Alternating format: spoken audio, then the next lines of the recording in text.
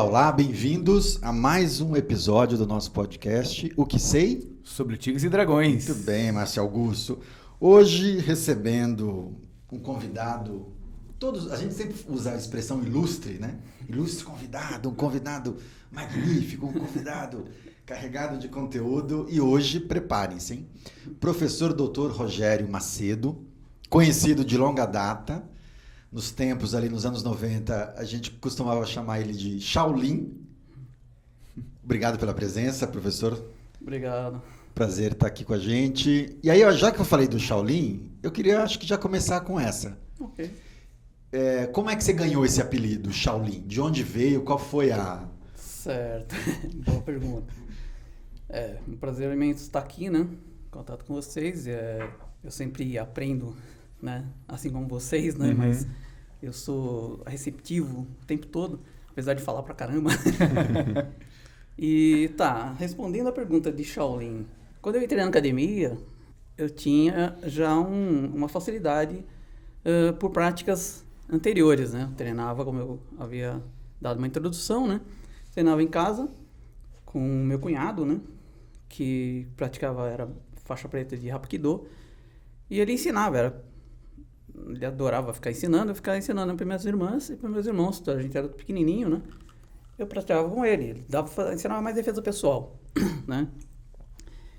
E eu fazia aquilo lá e treinava, alongamento e tal.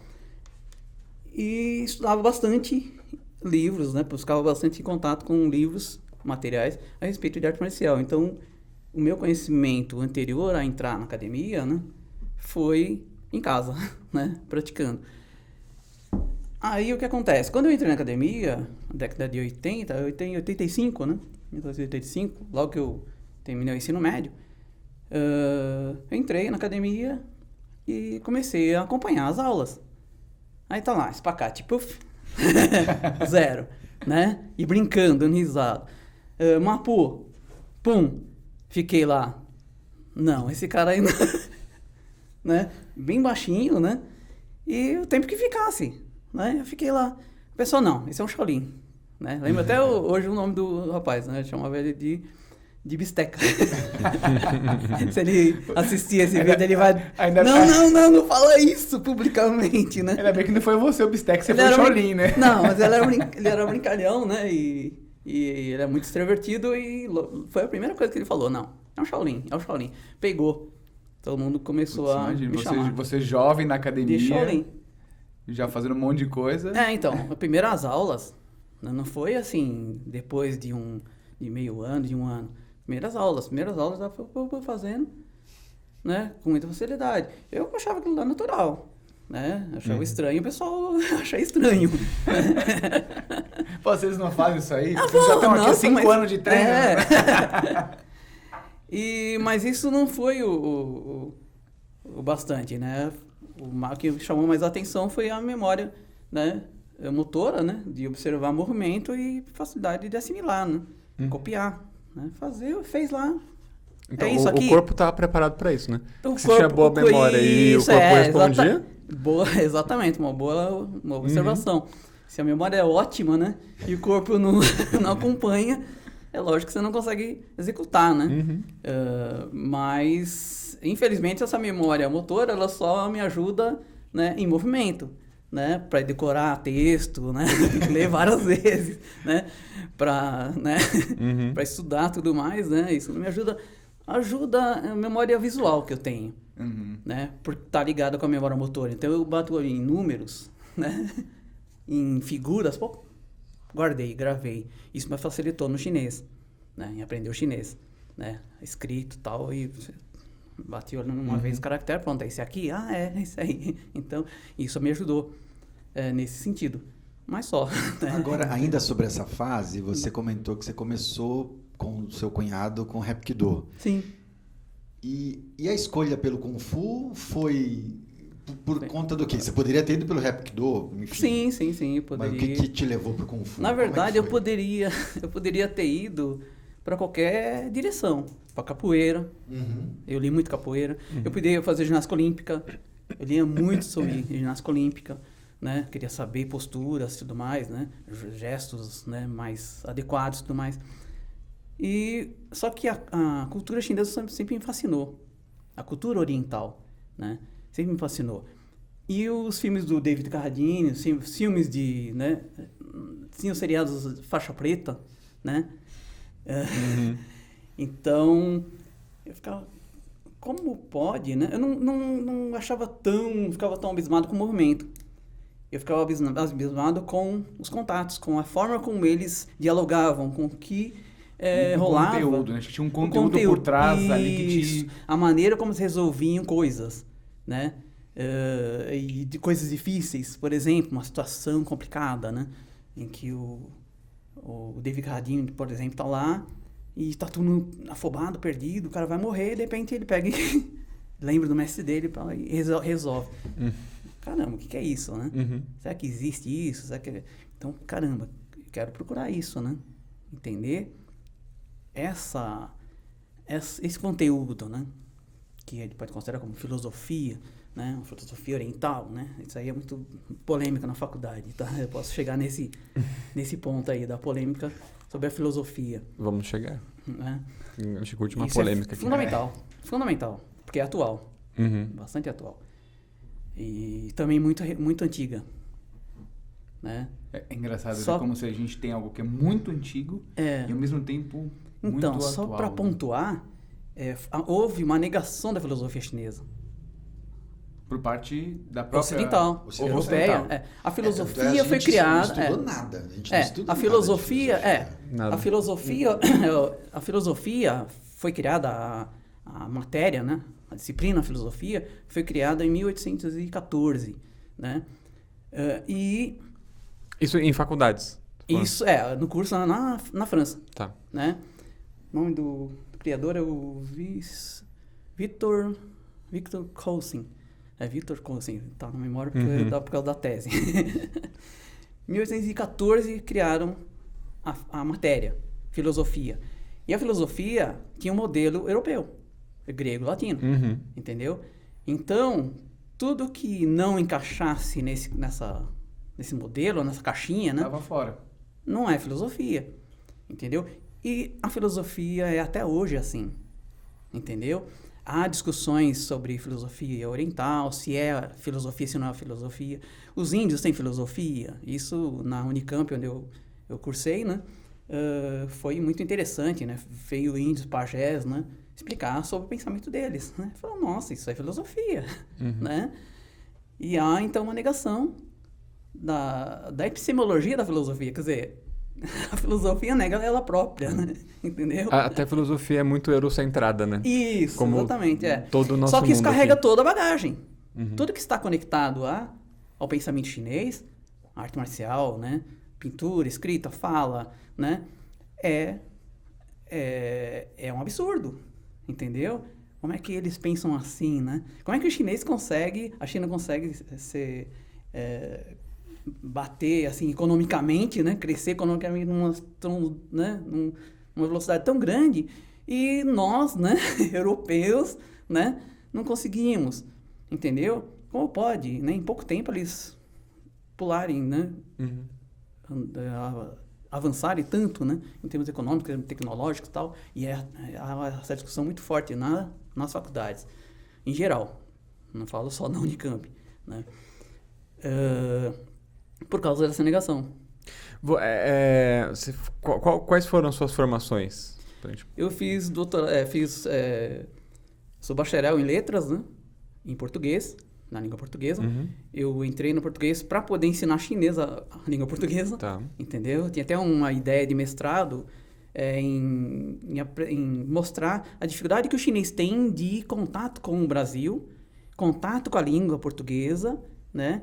E a dificuldade que eles têm em termos de como se diz, discriminação, né? De falar, né, lalanza, né? Sabe? De pronunciar de forma, né, que a gente fala incorreta, né? A linguística não tem tem adequado e inadequado. Há comunicação ou não há comunicação. Mas tá, então tem o meu bacharelado, né? E eu passei direto no doutorado, né? Eu fiz doutorado direto. Eu prestei na USP, na Unifesp, onde eu fiz, né, letras, né? Fiz na Unifesp, Federal de São Paulo, e prestei, né, o mestrado em linguística, né, na USP, mas não consegui e tal. Aí surgiu um tema muito interessante, né, que liga com meus interesses gerais, na Unicamp, que era um grupo de estudos sobre relação Brasil-China. Estudos das relações Brasil-China. Esse é um tema que está dentro das ciências sociais na Unicamp. Eu falei, peraí, interessante. Só interromper. Era um grupo mais amplo, que você tinha vários pontos de vista, sei lá, Sim, econômico... sim, é um grupo aberto com vários temas, Uhum. entendeu? Vários temas. A linha deles é da relações internacionais, entendeu? Tá. Entendi. Tem essa pegada. Então, engloba a economia, engloba tudo, né? E as ciências sociais, né? As relações internacionais está dentro das ciências sociais, né? Então, um corpo maior, né? Uma área maior. Tá, aí eu fiz contato com o orientador por contato de um aluno meu, antigo, né? O Plínio, né? Ele é formado também, se doutorou. Ele tinha formação em filosofia. E o orientador, esse contato que ele tinha na Unicamp, era um filósofo, né? O meu orientador. Ele falou, me apresente esse cara, né? Ele fala chinês, fala, nossa, a gente precisa disso, né? Tem um tradutor. Esse grupo eram brasileiros e chineses, ou não? Não, é geral. Ah, geral. Tá, Geral. tá. Brasileiro, chinês. Entendi. E aí eu fui lá, fiz contato, né? Ele, poxa, né? Tenta, se inscreve e vamos lá, né? E aí eu me inscrevi e consegui E entrar. o seu projeto de pesquisa foi sobre o que, assim, especificamente? Então, o meu projeto, ele tinha o título inicial de Wan Li e a construção da sinologia chinesa. Tá, vamos por partes. Quem que é o Wan Li? Quem é o Wan Li? Quem é o Wan Li? Wan Li é um linguista. Então, o que acontece? Na letras, em linguística, eu fiz as minhas pesquisas todas em relação à China. Tá. Só que os professores lá tudo de português, né? Falam, não, eu não consigo te orientar porque, né? A gente não sabe chinês. Não, mas eu traduzo. Não dá. E, então, esse foi um dos empecilhos que me impediu de entrar no mestrado, né? Quem vai me orientar sobre China, né? E aí, esse que não fala chinês, né? Meu orientador, mas é um exímio, né? Filósofo de filosofia chinesa, oriental em geral. E aí, ele falou, opa, vamos estudar isso, vamos tentar desenvolver isso. O que esse livro que eu comecei a traduzir na graduação, que era do linguista Wan Li, relacionado a línguas, né? Ele era linguista, então, opa, eu fiz um artigo, né? Escrevi um artigo, foi publicado em Macau, né? Sem eu ter pisado na China antes, né? Meu artigo chegou lá primeiro, por intermédio de uma professora doutora da USP. Ela, pô, você tem um artigo, né? Manda para eu ler. Eu mandei, ela leu, mandou. Esse artigo tá lá. Entendeu? Foi muito legal isso. Que me ajudou em termos de contribuição para entrar no doutorado, né? Legal. Publicações. E aí, esse artigo falava sobre a origem da romanização da língua chinesa. Como é que surgiu o pinyin, entendeu? Que é de origem latina. Sim. Né? O artigo fala bastante mais detalhado sobre isso. Mas tá, então eu tinha esse material, o Wan Li já em começo de tradução, com uma professora na USP chinesa, né? Fazendo a revisão do chinês para o português. E esse material teve contato com o meu orientador do doutorado, né? Ele falou, opa, você consegue tirar alguma outra coisa daí, né? Algum outro tema? Eu falei, tá, tem um capítulo 4 desse material, desse livro, que fala sobre a sinologia. Ele falou, opa, tem sinologia na China? O livro é todo em chinês. Tem, então vamos levantar. Aí tá a questão, né? Porque o Wan Li é um linguista, ele estudou na França, ele fez ali o estudo da linguística na França, depois retornou para a China e aplicou o conhecimento que ele adquiriu, né, na Europa, na China. Isso era um costume da década de... Ele é de 1900, né? Nasceu em 1900. O material dele é de 1981. Então, nesse período, havia uma correria na China para tudo que era fora da China é progresso. Entendeu? Vocês devem ter já ouvido falar disso. No Brasil isso acontece. É uma pegada, não é qualquer país, né? Outro país lá é melhor que o nosso, entendeu? Só que haviam grupos, isso que está ligado na minha tese, né? Haviam grupos de chineses que eram tradicionais.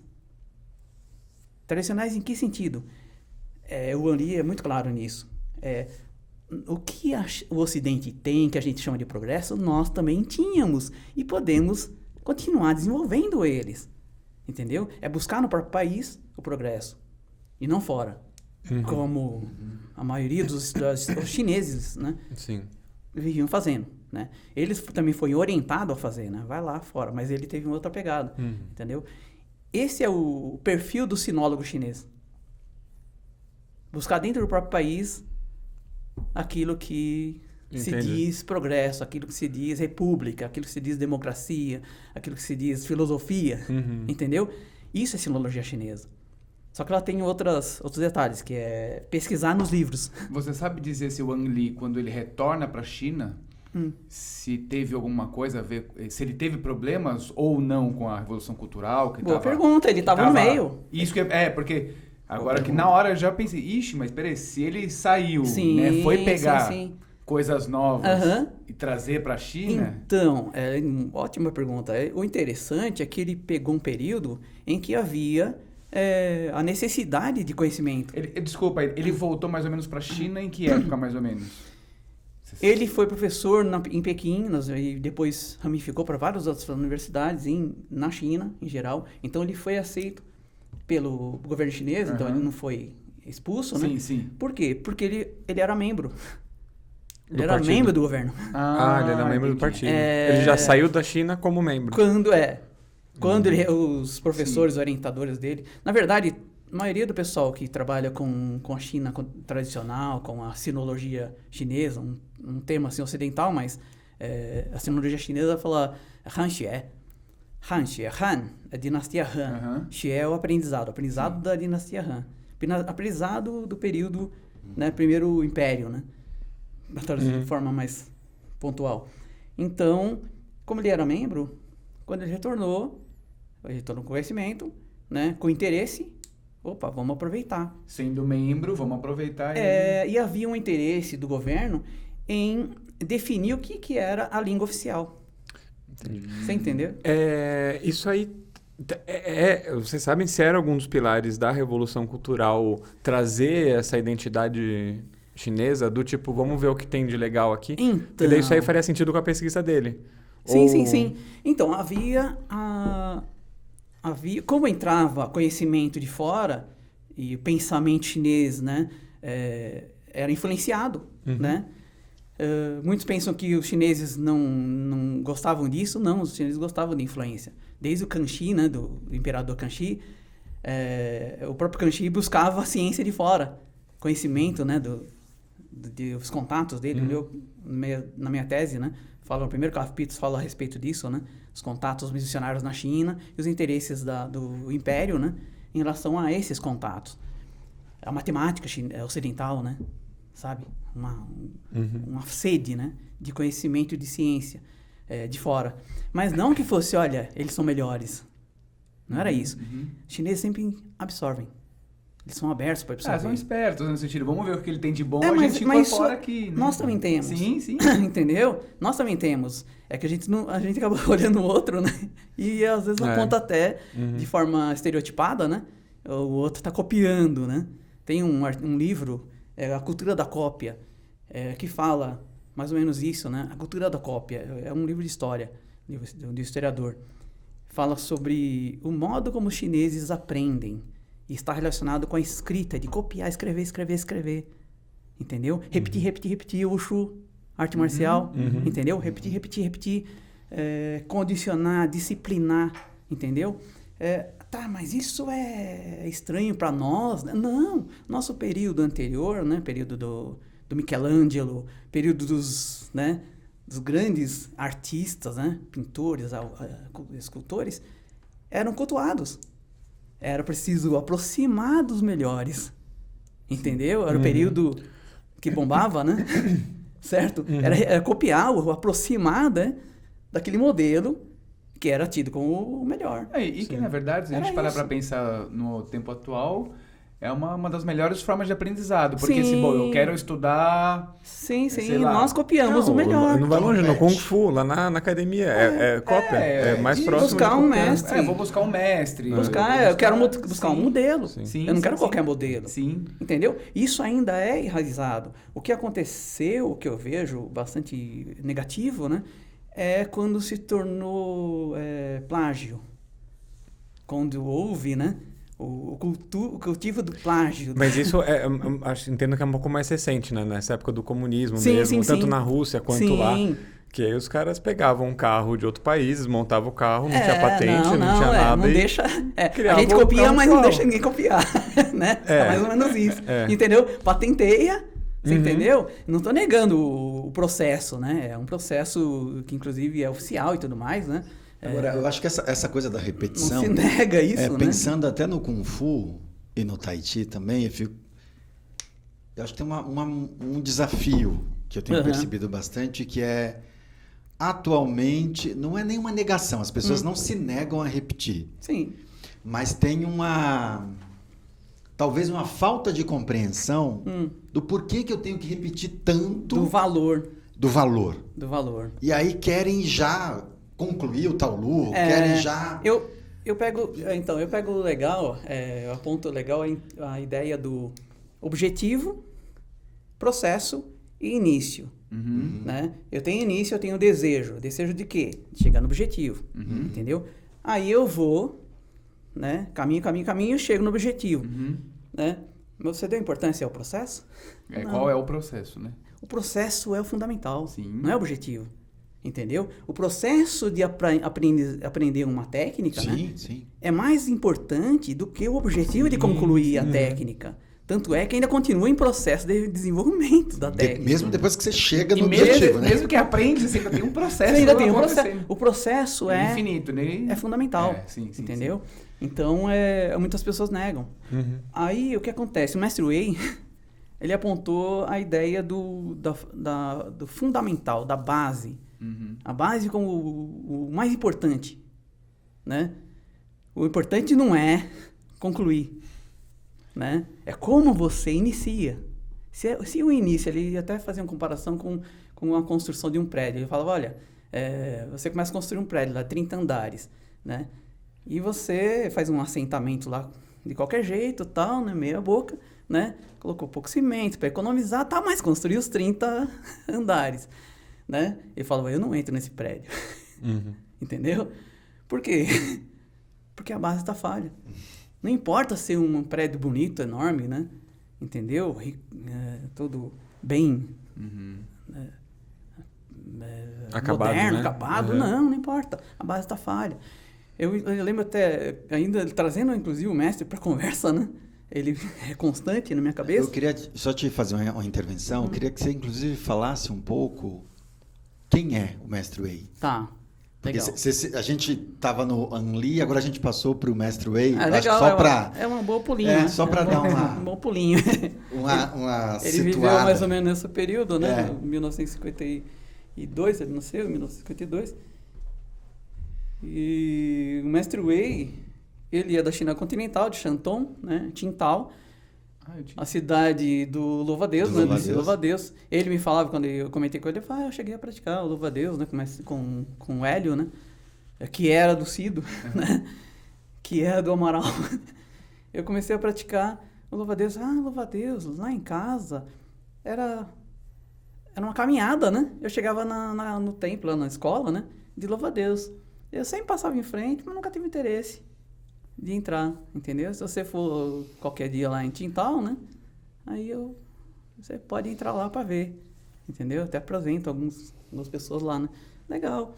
Então, ele é desse meio, né? Dessa região, Qingdao.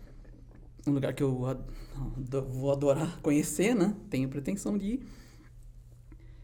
E ele praticou, ele estudou dentro da ópera de Qingdao. Na ópera de Qingdao. É uma ópera, né? Ópera de Pequim, por exemplo. Sim. Ela tem uma variedade de atividades, né? Técnicas acrobáticas e tudo mais. E música, tocar instrumentos, né? Escrever poesias. É uma escola enorme. Ele fez toda a prática dele lá. Então, ele tinha um conhecimento muito abrangente, né? Em relação à cultura, em relação às vestimentas, né? Que cor que é, né? E tudo mais. Tanto é que em apresentação ele ia pra gente pintar o rosto, né? Então ele tinha toda essa bagagem. E tinha também a bagagem da família, que era o estilo da família dele, né? O Samping Chen, né? Samping, quem é Samping, né? Samping foi um parente do Sun Tzu, né? Sun Tzu da Arte da Guerra, né? Samping, ele escreveu, deu continuidade à obra, né? O Sun Tzu escreveu 13 capítulos, né? Da Arte da Guerra. O Samping escreveu 32. 32 capítulos. Os dois livros são totalmente diferentes em termos de perspectiva, né? Sun Tzu foca na guerra, nas estratégias, né, de entrada e saída de um território e tudo mais. E o Samping foca no social, né? Como é o comportamento do militar, como é o comportamento do general em relação ao militar, as regras, né, dentro do exército para poder tudo andar bem, né? Então é uma diferença assim bem resumida, né, dessas duas obras. E o Mestre Wei, né, praticou essa técnica, né, essa arte. Então, inclusive a gente na associação Samping que a gente tem, né, eu e o Marcos, a gente tem uma associação com o título Associação Samping, né, de Wushu, em homenagem ao mestre, né, depois do falecimento dele, e a gente continua ensinando, inclusive o próprio estilo Samping, né, a gente ensina o estilo Samping, ensina o Chantian, né, que é o que o mestre ensinava pra gente quando ele começou a ensinar no Brasil, né, inclusive quando eu comecei a praticar, ele falou assim, olha, se eu ensinar o estilo da minha família vai ficar contente. Se eu ensinar a técnica do meu país, que é o Chantian, que é o Tai Chi, né, o Yang, Tai Chi e tal, o meu país vai ficar contente. Ele falava isso muito claramente. Então, ele via como, né, um potencial, né, ensinar o Chantian para...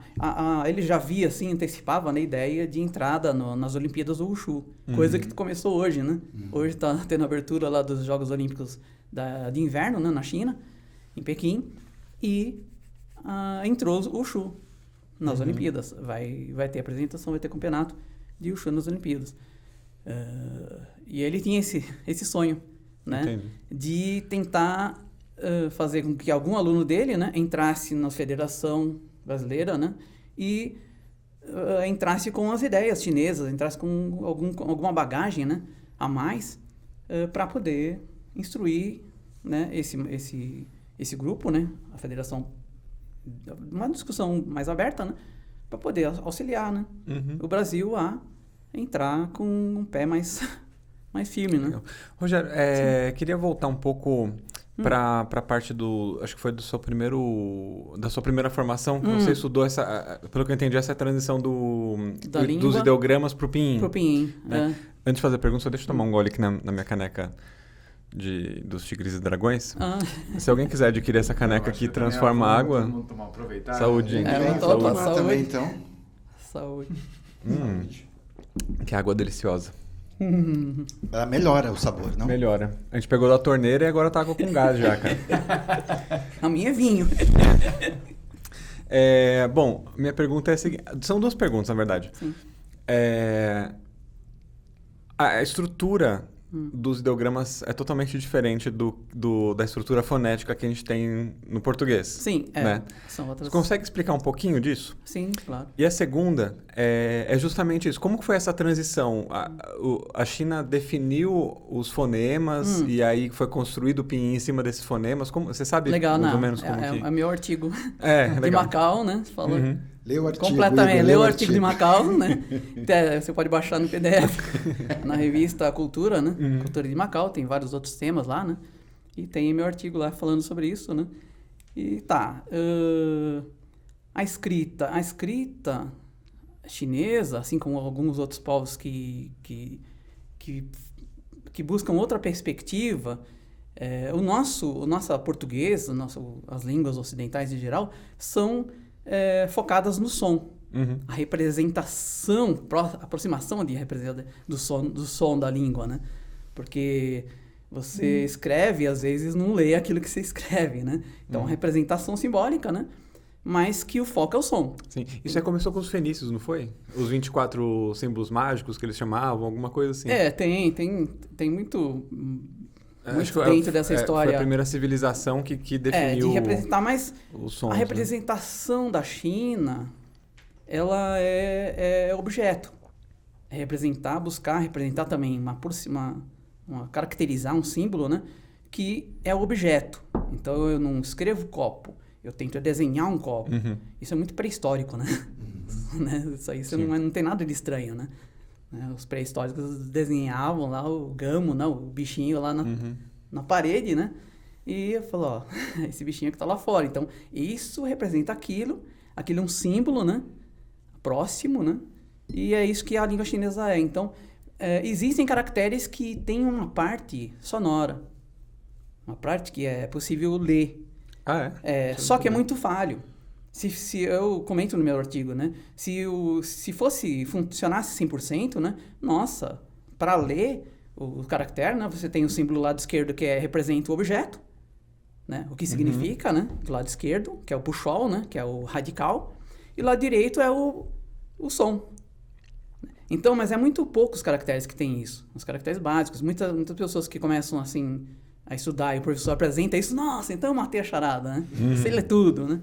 Não é bem assim, não é igual a língua ocidental, né? Que a criança aprende o alfabeto todo, aprende as famílias das letras, né?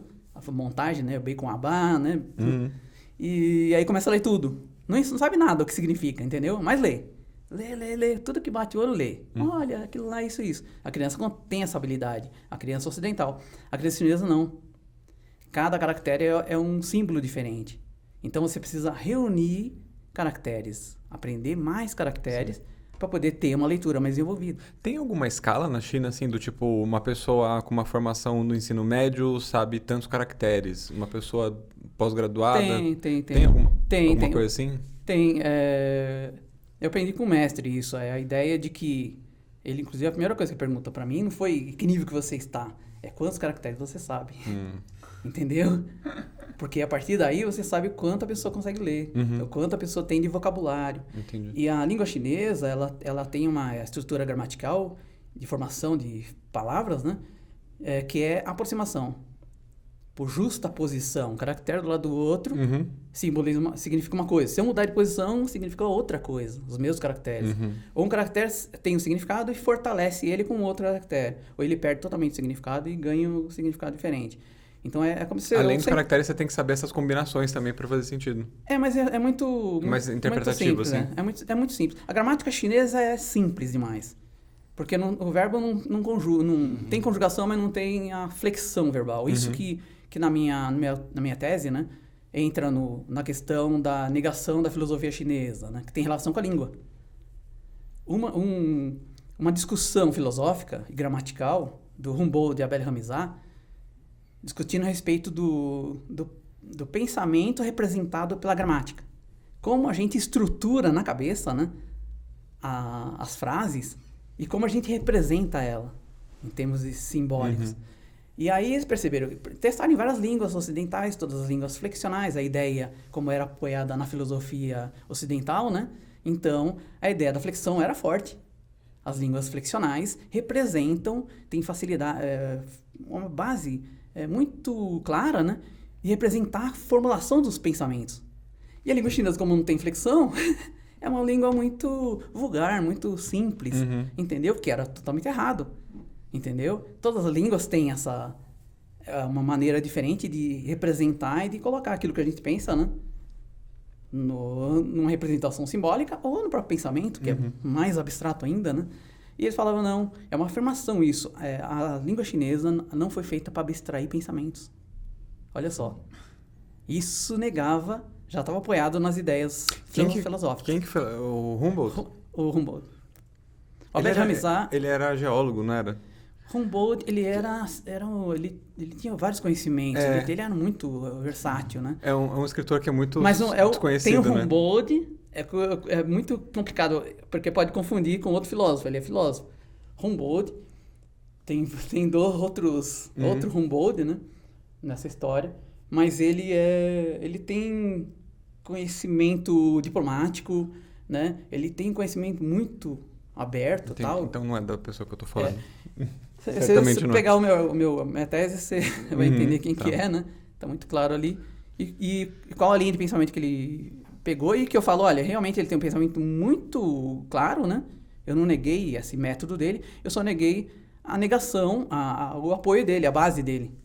A base dele estava falha. Comparar duas coisas e você considerar somente uma, isso é uma falha metodológica, entendeu? É o que aconteceu nas missões. As missões jesuítas, os jesuítas iam lá, muitos aprenderam fluentemente o chinês, entendeu? Tem o Matthew Ricci é famoso, né? Matthew Ricci viveu na China, morreu na China, 30 anos. Ele falava fluentemente o chinês, né? Ele até entendeu bastante coisa, ele lia os livros, ele traduzia os livros. Tem tradução dele, né? Tem tradução. E o que acontece, que está na minha primeiro capítulo da tese, o que eles queriam é introduzir o cristianismo na China e não entender como eram as crenças chinesas, entendeu? Daí já começa a apresentar uma ligação com a filosofia, né? A filosofia europeia, o pensamento europeu e tudo mais. Então você tem um modelão lá, né? E vai jogar na cara das outras colônias, né? Dos povos que eles na época eles consideravam rebeldes, né? Bárbaros. Vai lá e joga na cara. Não tem aqui? Então vocês são... Selvagens. São selvagens. É exatamente isso. Jogava na cara. Eu traduzi muito livro, muitas cartas daquele período em latim. Do latim pro português. E comentando isso, tá na minha tese. Essas cartas traduzidas. Você fala, o cara pensou nisso, falou isso, né? Tinha um método dos jesuítas, né? Para chegar nas regiões. Um método gramatical. Eles faziam uma relação de palavras e usava o latim, né? Frequentemente o latim, e colocava as palavras que eles iam coletando. Isso aqui é isso aqui. Isso aqui é isso aqui, entendeu? Eles iam coletando, faziam um dicionáriozão. O Matthew Ricci fez né? Fez o dicionário, o primeiro dicionário português-chinês. Agora deixa eu voltar numa Não, peraí. Falta a segunda pergunta. Você foi a resposta da primeira pergunta. Você sabe como que eles chegaram? Como que eles chegaram a traduzir os ideogramas? A partir do momento em que os missionários fizeram contato na China, o Matthew Ricci é eu tenho escaneado, né? O primeiro dicionário dele está na USP. Eu peguei lá da biblioteca da USP, né? Tá lá as páginas em papel de arroz, com a letra à mão dele e as mãos de chineses que ele... escreve essa palavra aí que eu não escrevo bem, né? Escrevia e colocava Ele escrevia utilizando um tipo de transcrição fonética. Então, ele começou como eu estou ouvindo isso? E usava o latim, o italiano, que era dele, né? Dele, E não tinha nada fixo, não era nada fixo. Ele ia inventando ali. Olha, isso aqui eu acho que é isso. É o que ele entendeu, né? Esse material, e isso eu afirmo, né, no meu artigo e falo também na minha tese. Esse material serviu para os chineses absorverem a ideia. Entendi. Olha, eles estão utilizando esse método. Interessante, eles simplesmente aperfeiçoaram. Um que aperfeiçoou foi professor do Ali. Entendeu? Por isso que o Ali é importante. O Zhao Yuanzhen, professor do Ali, que era sinólogo chinês. Só que o foco dele era da língua, focado na língua. Tentar trazer para a modernidade, né, os métodos antigos de escrita, né, ou tentar trazer uma língua oficial, né, uma língua que representasse a nação, já que caiu o Império, entrou a República. O que era a República? Como construir uma República, entendeu? Existe um modelo lá fora, mas nós somos chineses. Como a gente, né, pode conectar isso, né, que seja a característica nossa, entendeu? E foi isso que construiu. E a língua chinesa, na verdade, era um dos temas da formação da República. Era um dos temas debatidos, entendeu? Qual a língua que vai se tornar oficial na linguística? A gente chama de política linguística. Política linguística é escolher uma língua que representa a nação. Então, você nega todas as outras e torna aquela oficial, que ela vai representar, vai ser ensinada nas escolas, né? vai produzir material e tudo mais. É impossível produzir, né? Até a língua da Bahia, por exemplo, trazendo o português do português do Brasil, né? Sabe, não dá para utilizar todas elas. Cada uma tem uma forma diferente, apesar que a gente fala, nossa, é tudo igual. Não é só sotaque, não.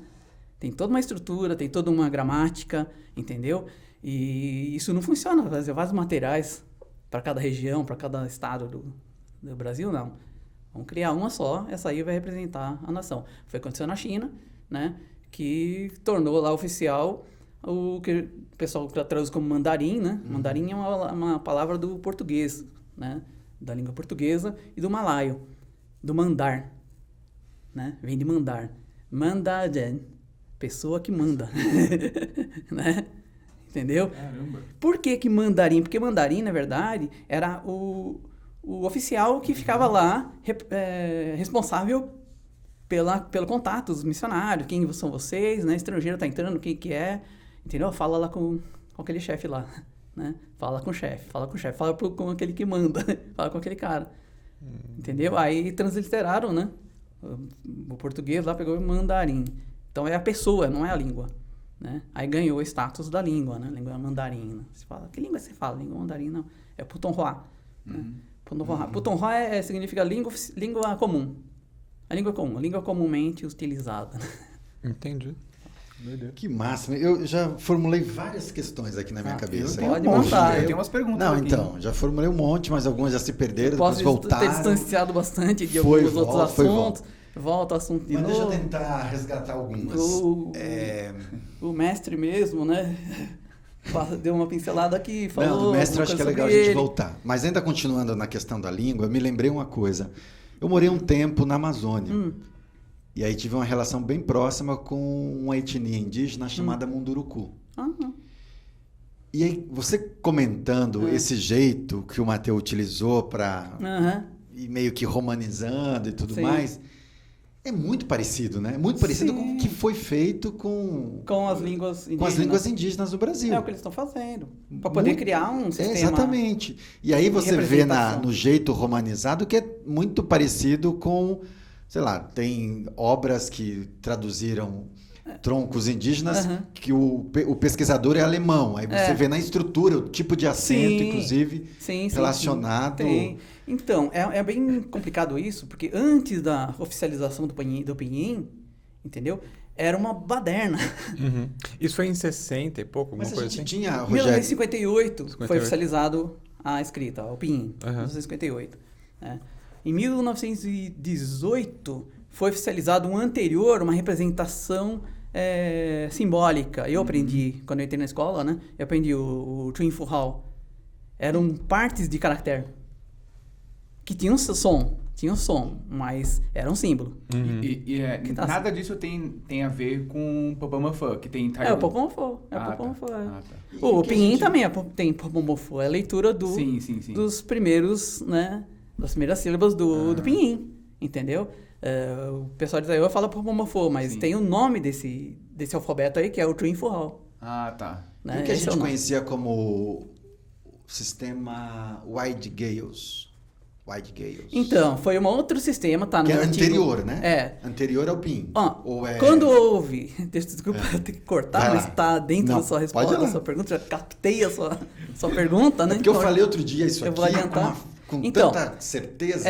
Uma professora... inteligente. Uma linguista, a Viviane Aleton, francesa, linguista e sinóloga francesa, ela pontuou, ela falou que a partir de 1900... mais de 30 modelos de alfabeto foram selecionados pela China. Então já haviam vários alfabetos, não vi um só. O negócio já é complicado. Não é. Os caras fazem 30 modelos. Tinham vários já circulando no Ocidente. Todo mundo quer sair na frente, por isso tem 30. Não, é o meu. O que acontece? Quando você pega um livro de história nesse período, né? Você vai pegar um chinês, o nome do imperador chinês. Aí você está lendo, de repente mudou a grafia do nome dele. Você não sabe se é ele, se é outra pessoa, mas está falando que é ele. Lá, de repente tá um apóstrofe, não sei o que lá. A faculdade Yale, né? Uma delas que também produzia um sistema que está baseado no inglês, né? Inclusive, o próprio mestre, ele também não tinha essa ideia. A maioria dos chineses, eu discuti lá na China com professores, né, de Pequim, né, a respeito disso, falei, realmente, né, a gente tem uma ideia do que foi feito, né? Não uma ideia de como, né, anterior a isso, né? Então, e também não nego isso, né? Houve aquele que selecionou e falou, olha, isso aqui pega bem aqui, vamos usar, só modifica um pouquinho e aplica. Opa, legal. Eu falo no meu artigo, os chineses num período ainda em formação da República, em formação do governo, né? Eles tinham métodos, mas ainda não tinham ideias. Eles estavam catando tudo, entendeu? Quando você tem um modelo já na sua mão, o que você faz? Só dar uma lapidada. Aproxima do costume chinês, né? Olha, os ocidentais estão lendo isso aqui de forma irregular, né? Não tem nada a ver. Vamos modificar isso e aproximar ao máximo para o nosso costume, né? Para o nosso entendimento. Pronto. Aí tá legal, oficializou. Bateu o cartão lá e carimbou. Foi isso que aconteceu. Em 1958, patenteou e se tornou oficial. Então, escolas, tudo. Então, o White Games não é antes. Ele é desse período ainda em discussão. Estava dentro desse... Dessa cesta muitos carregam ele como o criador. Mas não, eu cito ele no meu artigo. Eu cito ele. Eu falo os problemas que ele teve, né? Ele está apoiado na língua inglesa. No inglês. A representação do inglês para a representação de chinês, né? Atrapalhou bastante. Em termos de leitura, né? Você acabava pronunciando, né? Uma aproximação fonética do inglês e não do chinês. Não aproximava da leitura, né? Que o pessoal da China do Norte, né? Que é mais baseado na língua de Pequim, né? Pronúncia de Pequim, ficava muito distante, entendeu? E se você percebe as bases do pinyin e começa a ler o alfabeto, você fala, caramba, olha, a leitura, isso que eu ensinava na minha os chineses a falar português, né? Falou, olha, a leitura que vocês fazem do pinyin é muito próxima do português. Por causa do latim. E não porque o latim trouxe, é porque a leitura tá idêntica. Você falou, você repete.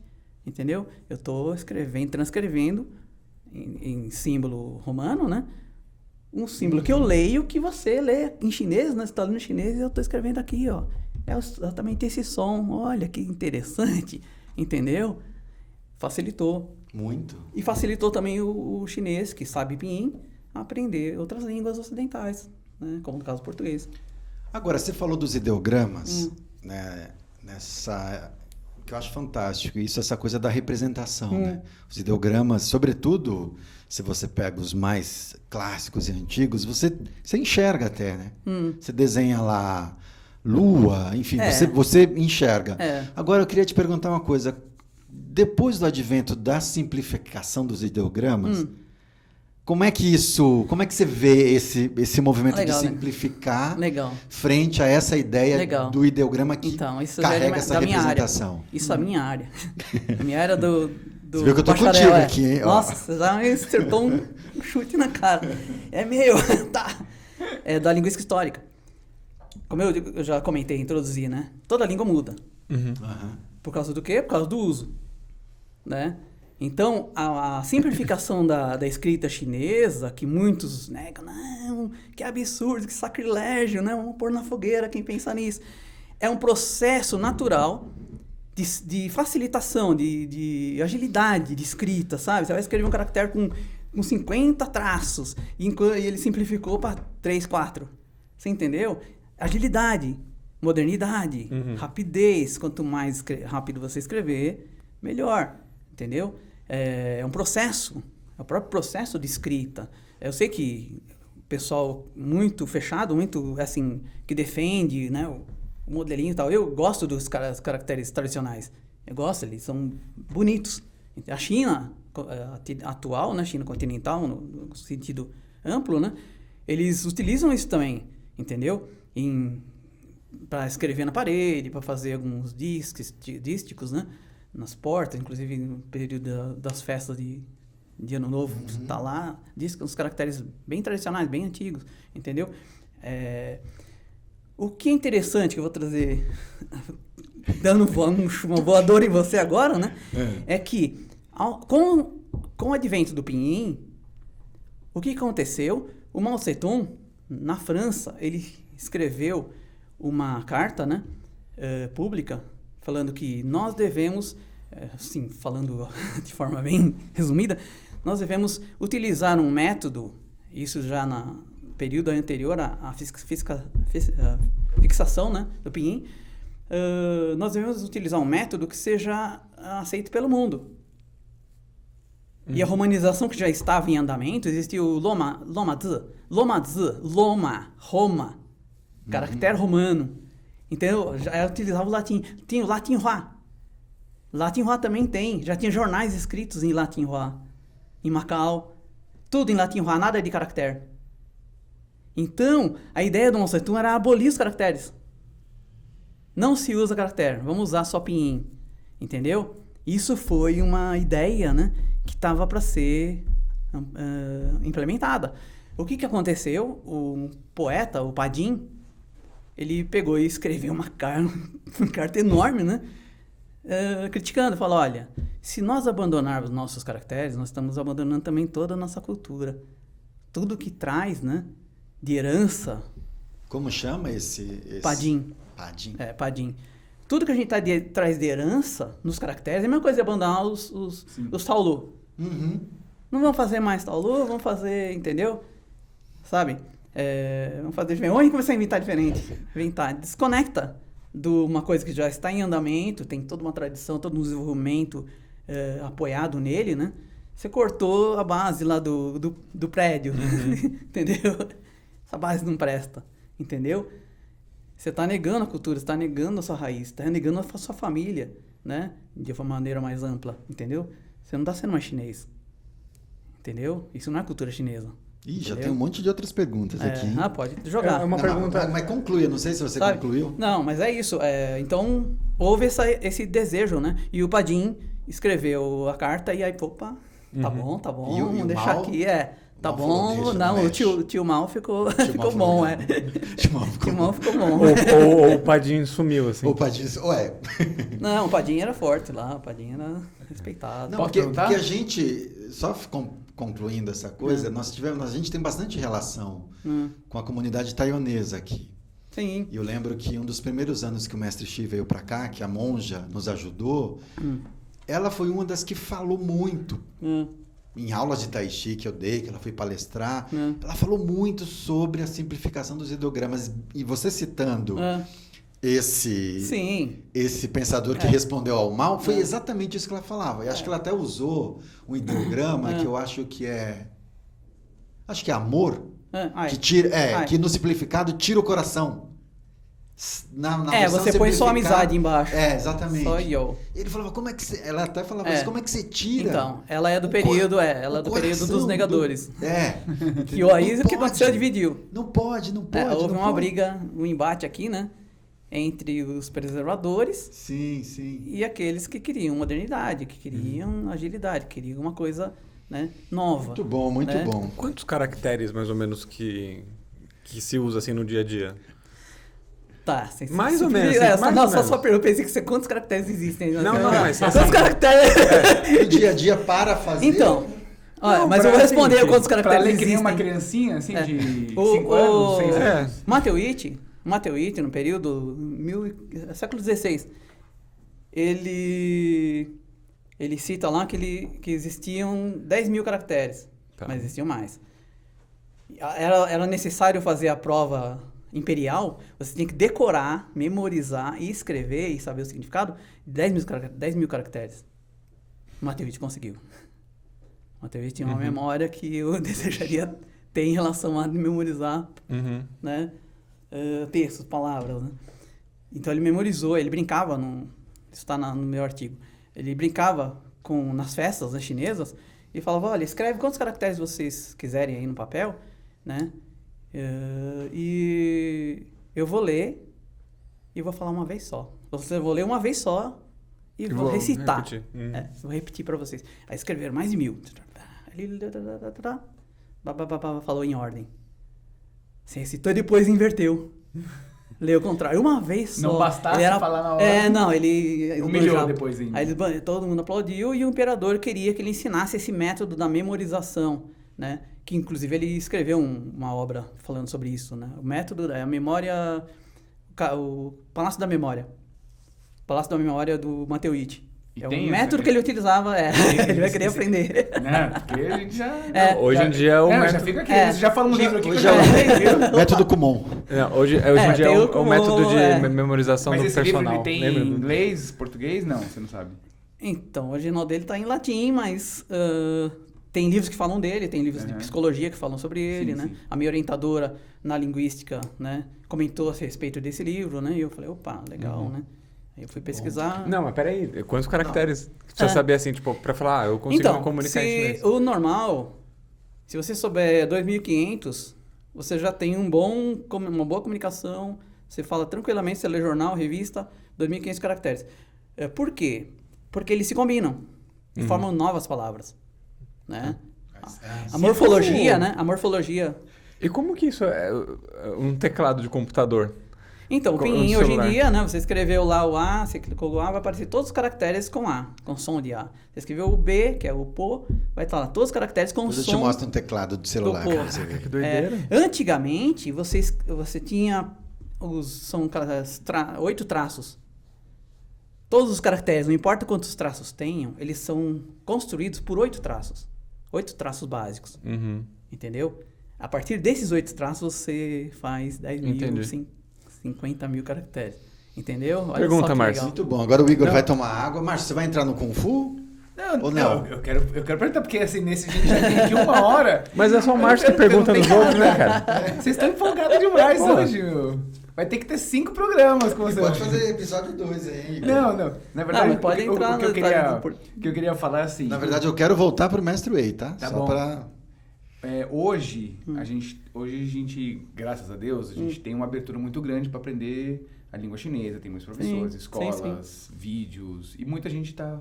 Quando eu entrei, não tinha. Era isso que eu ia perguntar para você. Eu tenho uma história boa para falar sobre isso. Quando foi que você começou? E como foi, a gente já imagina que foi por conta, né, de toda a sua relação. Onde foi? Respondendo. Quando eu fui procurar a língua chinesa, eu queria aprender chinês, não tinha escola, eu entrei em japonês. Estudei, fiz uns 2 anos de japonês. Quando eu comecei a aprender a pegar fluência no japonês, num convento de freiras lá no Pico de Jaraguá, lá, tem um convento lá, né? Que ensinava japonês. Era um convento de freiras japonesas. Mais particular ainda. Eu e mais uns 2, era um grupinho. Madrugada, chegava lá, a professora Juliana ia lá e me ensinava a ler, escrever, fazia brincadeira e tal, pra gente decorar os caracteres e tal, e eu, legal, tô aprendendo alguma coisa, né? Eu tinha uma namorada na época japonesa, então, legal, começar a conversar com a avó dela e tal. E o chinês, nada. Daí eu tive, com a academia na Lapa, tinha uma pastelaria na Trajano, né? Em que eu passava lá e comia o pastelzinho e tal, e o dono lá era um chinês, bem velhinho, né? E eu tentava conversar com ele, ele falava bem enrolado. E aí surgiu os jovens ali chineses, né? Um casal, e o pai e a mãe deles. E comecei a ir lá toda hora, né? Porque eles queriam aprender português, e eu ficava tentando comunicar com eles. Eles gostavam que eu ficava escrevendo coisas em português, e eu gostava que eles escreviam em chinês, né? E eu ficava copiando as letras que eles escreviam.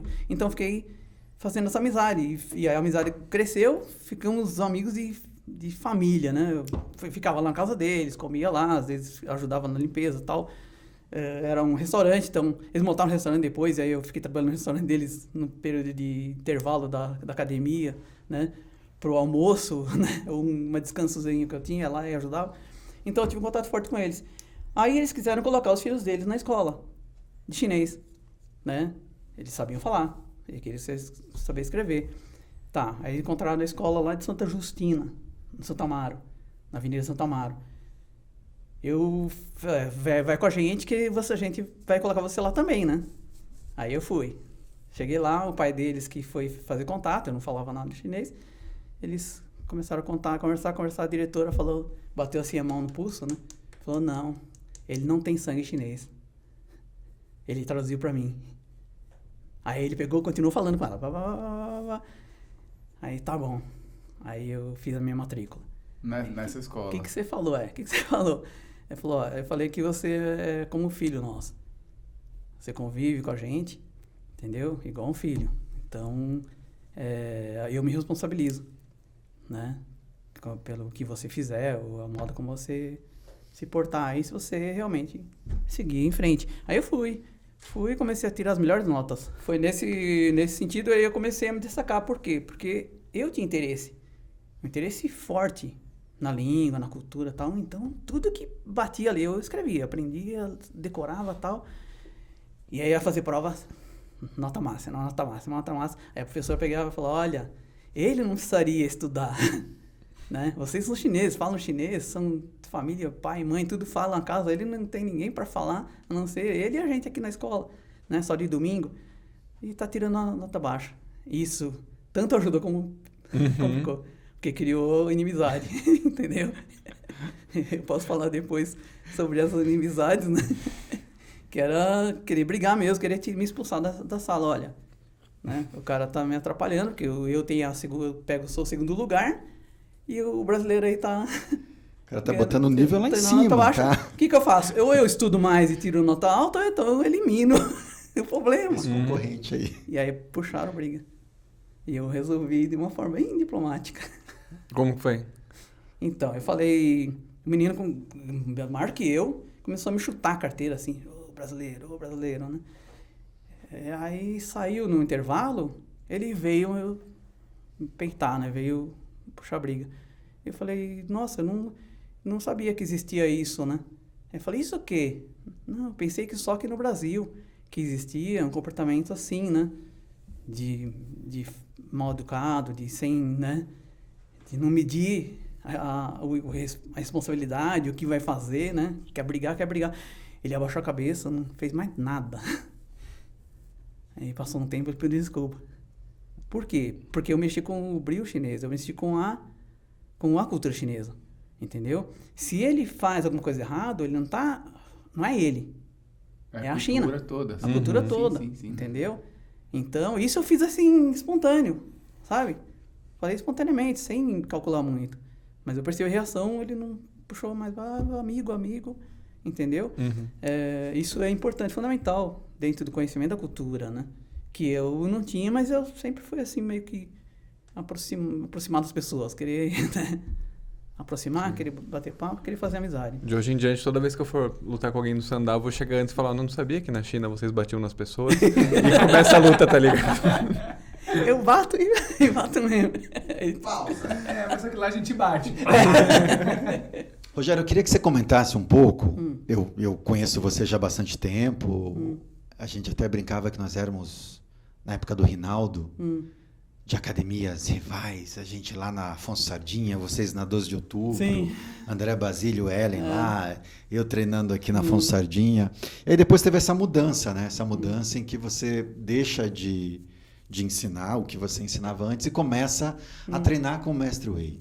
E todas as histórias, eu tive a oportunidade de conhecê-lo lá na academia do Márcio, do professor Márcio, do mestre Márcio São Geraldo lá na Liberdade. Cheguei a treinar um pouco com o Carlos Fagino, que foi meu irmão de treino na época do Rinaldo. Sim.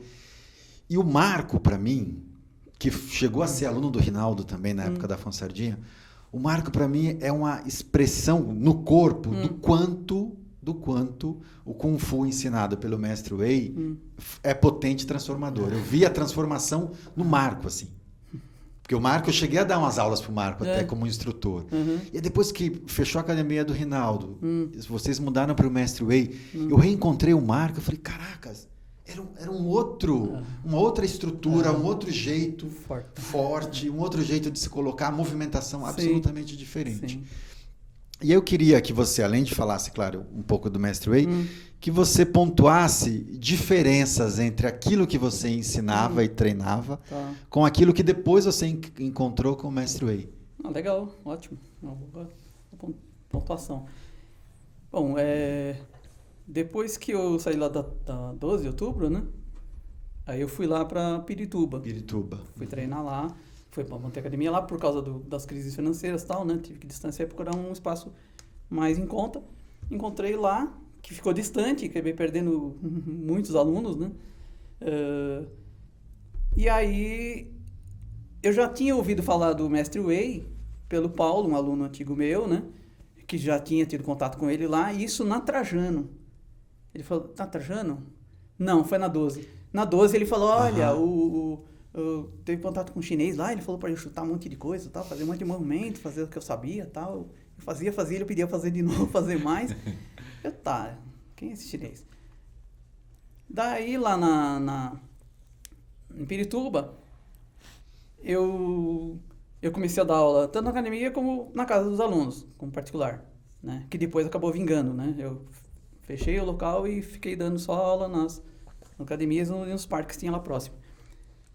E aí eu continuei fazendo aula de chinês, né? Não tinha parado, né? De falar as aulas de chinês, continuei o chinês. E tinha um amigo meu, que era o Hércules, né? Que era um antigo aluno do Joilson, né? Do Louva-a-Deus. E ele era um estudante, ele entrou na escola de chinês também, e a gente tinha contato, sempre voltava conversando. E aí ele falou, eu tô indo treinar lá com o mestre, né? Ele já estava treinando com o Mestre Wei. Quer conhecer? O mestre só recebia quem era convidado, quem era apresentado, né? Ele falou, vou te apresentar pro mestre. Aí foi, na casa dele, não era no Márcio. Ele tinha uma casa lá no Vila Mariana. Aí cheguei lá, conversei com ele, comecei a falar chinês com ele, Não, antes disso, ainda no cinema, fui assistir um show chinês na Liberdade, e tava o mestre e a esposa do mestre assistindo na minha frente, sentaram na minha frente. E eu nunca tinha visto eles, né, pessoalmente, mas eu fiquei olhando assim, né, parecia como eu já tinha tido contato com eles.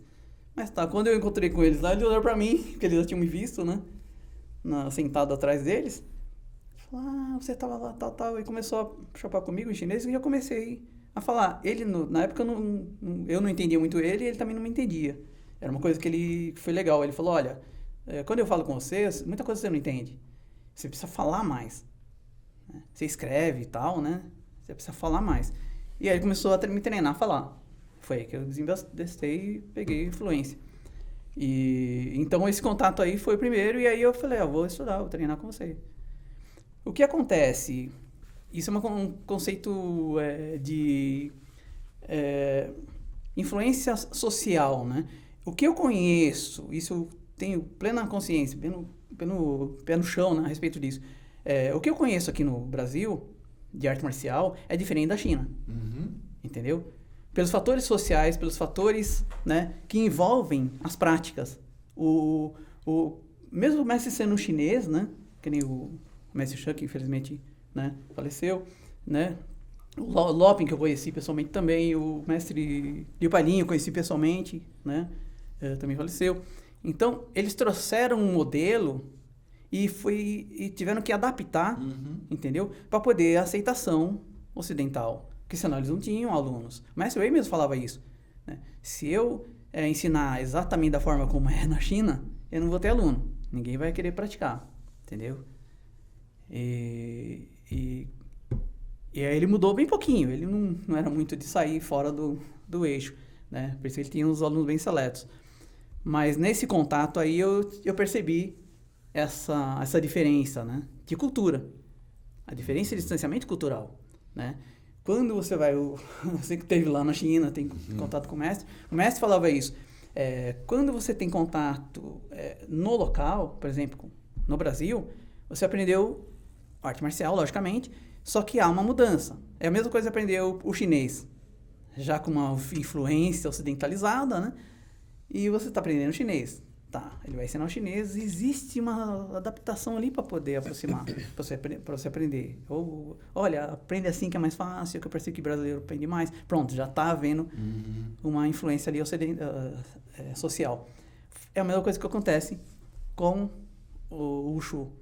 E aí eu percebi esse distanciamento, mas como eu sempre fui aberto para a cultura, era o meu interesse, né? Entendeu? Meu doutorado é sobre isso. Eu levava de boa, sabe? Eu assimilava, né?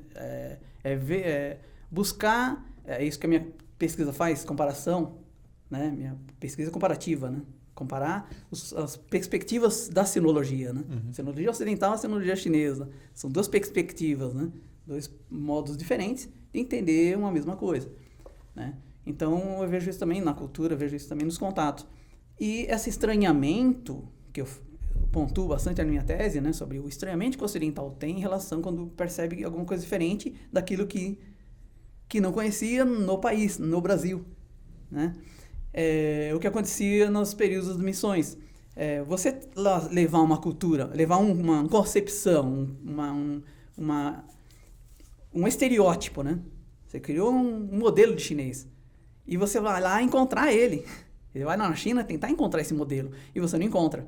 Falar, esse cara não é chinês, né? Isso aqui não é chinês, entendeu? Ou você faz isso porque você está defendendo com todas as forças, né? Os seus 30, 40 anos de estudo, né? No Brasil, sobre aquilo, entendeu? Você vai buscar aquilo que é igual, entendeu? Ou você vai falar, opa, por que vocês fazem assim e não assim? Aí o chinês vai te falar, assim aqui é diferente, aí uma mudança, né? Só que a gente não faz, a gente não aprende desse jeito, aprende assim. Pronto, está aberto, aí eles começam a apresentar. O mestre fazia muito disso, né? Ele pedia para eu fazer tudo que eu sabia, faz aí, né? Fazia. Ele ficava só olhando. Não falava, não, tá errado, tá certo, não. Observando. Uma das coisas que eu acho muito interessante deles é que ele aproveitava as habilidades que você já tinha. Isso é do Samping. Isso é do Samping, isso não é próprio, assim, do... Por que é do Samping? Porque você aproveita o seu inimigo, o ataque do inimigo, né? Ou as forças que você tem. Você tem um soldado lá que é medroso. Como eu posso encaixar ele na guerra? Eu não vou descartar ele. Vou colocar ele numa posição, né, adequada. Ele vai morrer primeiro, mas ele faz com que os inimigos saiam das tocas, né? Pronto, joga ele lá como isca, né? Pronto, já é uma boa utilidade para ele. Ele não sabe disso, mas, né, vou utilizar isso está na arte da guerra. Então, a diferença em relação às práticas, eu vejo nessa teoria, né, da própria arte marcial, da própria arte da guerra. O mestre ensinava sempre com esse apoio, o apoio do que ele aprendeu na família.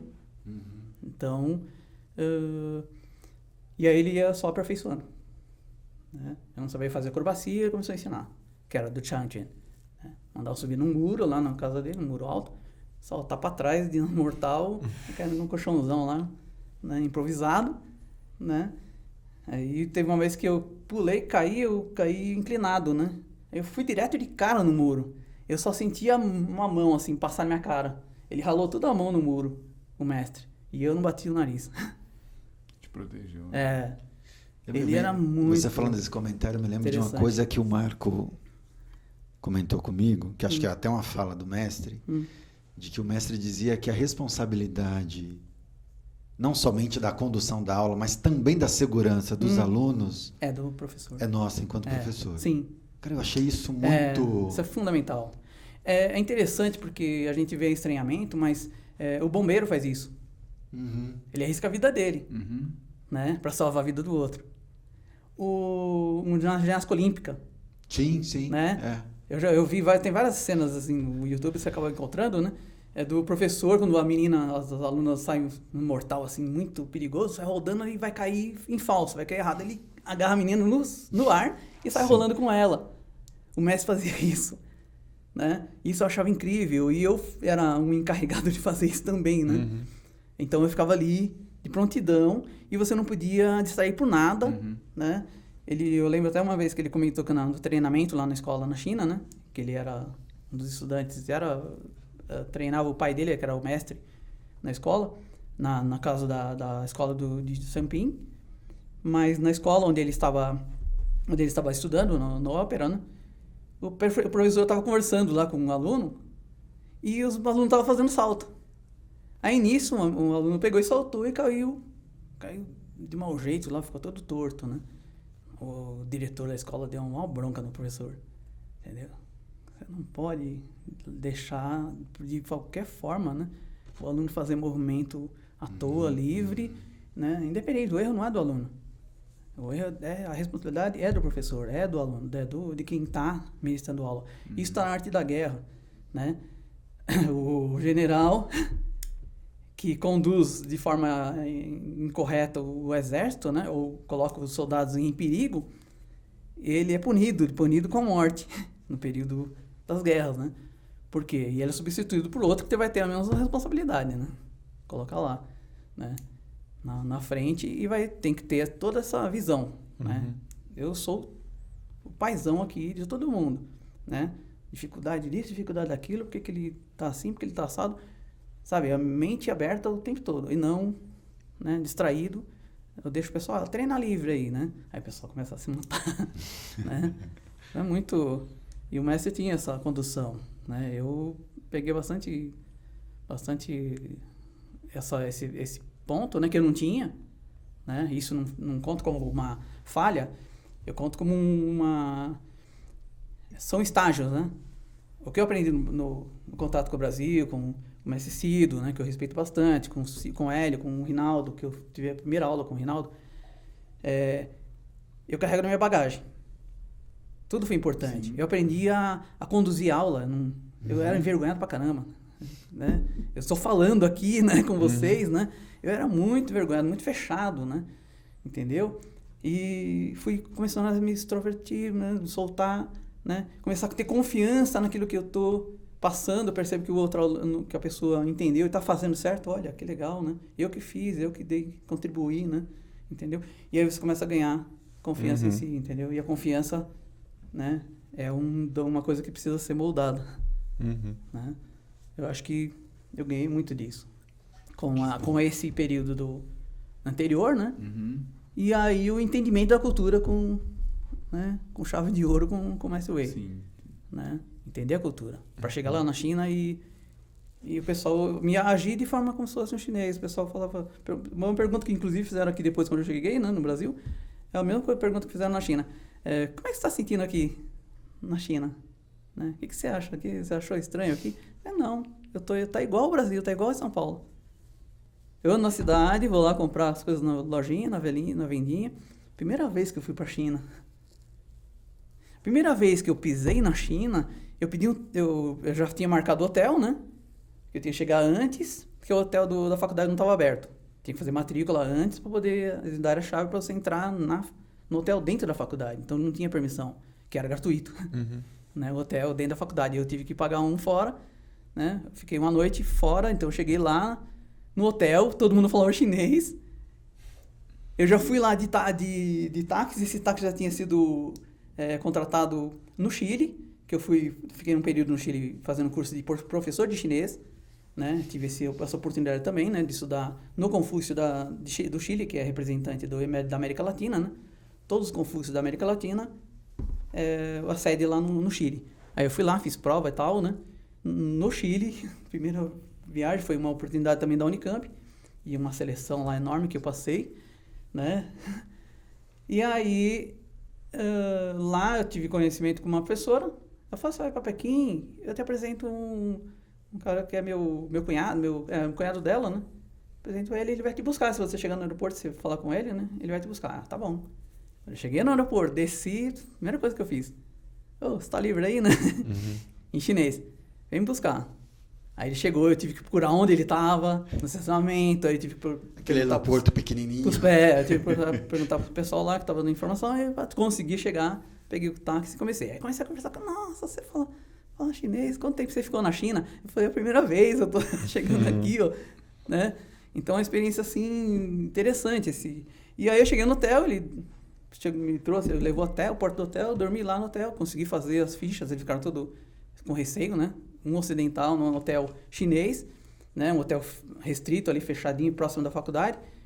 E aí tiraram cópia dos meus documentos, colocaram tudo lá, e eu tranquilão lá, né? Já tá aí e tal.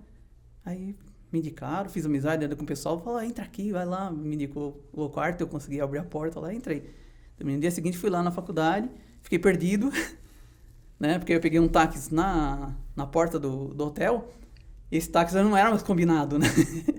Eu tive que chamar, e eu fiquei sabendo do ponto porque tinha um pessoal fazendo limpeza na rua, né? Eu fui lá e perguntei para eles, tem ponto de táxi, como é que faz pra pegar um táxi aqui, né? Aí eles olharam pro cara, não, pega aqui, ó, a prestatividade, assim, a atenção que eles pararam o trabalho deles. É aqui, para aqui que vai parar um táxi. Aí eu fiquei lá esperando. Para mesmo, né? Para. E eles trabalhando lá no cantinho. Aí eu passou o táxi de sinal, ele parou. Ele parou, me estranhou, eu falei, ó, quero ir pra faculdade e tal, na porta tal. Ele me levou, cheguei lá, e me deixou numa porta que não era. Eu tive que descer com as malas na mão, comecei a andar na cidade, procurando a entrada dos estrangeiros. Não a entrada que era a que eu teria que estar depois de ter feito a matrícula. A matrícula lá nos estrangeiros. E aí fiquei andando na cidade, perguntando para um, para outro, policial e tal. Eu sempre perguntava para os policiais. E eram muito atentos, né? Chegava e falou, nossa, você fala chinês. Todo mundo deveria falar a mesma coisa. Minha mãe, você fala chinês, você é brasileiro. Às vezes um pedestre. Aí eu lembro que eu tendo 2 bombeiros, né, numa guarita. Perguntei para eles, são sem camisa, no intervalo, estão tomando café. Não, vamos procurar. De repente apareceu uma professora, falou, ela ajuda, né? Vem aqui, ela sabe. Aí a professora veio para mim, falou, me indicou, me deu o mapa e tal, ó, vem aqui, vai aqui, que é lá. Aí eu fui, cheguei e encontrei lá, na secretaria. É assim, então a experiência é longa. Sabe? Estranhamento nenhum. Eu fico pensando, ouvindo a tua história, toda a tua história aí, a começar pelas aulas de Hapkido, com teu cunhado, teu interesse por ginástica olímpica, depois essa tua capacidade física, meio Shaolin, de fazer tudo. E aí, de repente, você encontra o Mestre Wei, né? E aí eu sempre fico fascinado com isso, porque eu sempre vou para um lugar assim, é como se a vida fosse dando pra gente conteúdo, conhecimento, e aí a etapa seguinte é sempre para que você use o que você está trazendo, a sua bagagem. Eu até estou falando isso por conta das aulas que eu fiz com o Carlão, que eram, para mim, aulas ultra desafiadoras, de ficar na parada de mão, com o pé, não sei o quê, fazer umas pontes, umas coisas invertidas, uns alongamentos super duros. E aí, te ouvindo, eu falo, caracas, é isso aí. O quanto na nossa vida a gente vai aprendendo coisas e acumulando, e de repente, você bota tudo... É um processo de lapidação. É um processo de lapidação. Quando você está, como eu peguei lá no início, vocês também, né, treinando, depois você tem contato com o mestre chinês, entendeu? O mestre falava isso, o mestre Wei falava isso. Quando você aproxima da origem, você está ali no primeiro passo. Você entendeu? Ele incentivava muito, né, o Márcio, que era do Tai Chi, né, a fazer contato com a China, né, com o mestre chinês lá, para poder ele aproximar desse estágio, né? Não é negar, é perceber que existe, né, um modelo, e esse modelo precisa ser estudado, né? Se você está estudando a China, né, você está estudando o Wushu, né? Você tem uma base aqui, você tem que entender, ó, se eu estou no Brasil, né? Não está 100%, por melhor que seja, mais bonito que seja o movimento, mais eficiente né, que eu consiga aplicar determinado movimento, que o professor ensinou de forma correta e tal. Há uma mudança sutil ali que você não percebe, enquanto você não tem um outro modelo de comparação. Você entendeu? Quando você pega os 2 modelos e aproxima, como se fossem 2 objetos, olha, agora eu estou vendo. Entendeu? Quando você está no meio, utilizando só esse material, como faziam os missionários, como faziam os filósofos, né?